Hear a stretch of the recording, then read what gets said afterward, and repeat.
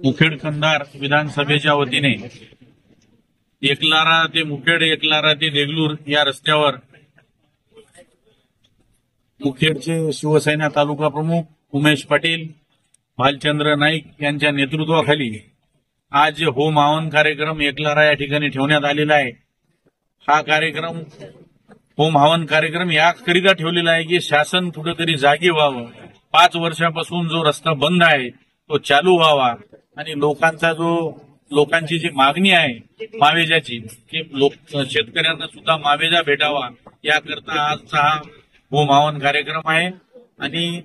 हा होम हवन कार्यक्रम करूनही शासन जर त्वरित हा रस्ता 1 महिन्याच्या आत जर चालू नाही केला तर येणाऱ्या 1 महिन्याच्या नंतर आम्ही पीडब्ल्यूडी ऑफिसला हे होम हवन म्हणजे शिवसेनेची स्टाईल नाही, आम्ही 1 महिन्याच्या नंतर पीडब्ल्यूडीला दाखवून देऊ की आमचा होम हवन ओरिजिनल कसा असतो तो आम्ही 1 महिन्याच्या नंतर पीडब्ल्यूडीला करून दाखवल्याशिवाय राहणार नाही आणि या शेतकऱ्यांना मावेजा भेटून दाखवल्याशिवाय राहणार नाही आणि हा रस्ता चालू करून देणारच।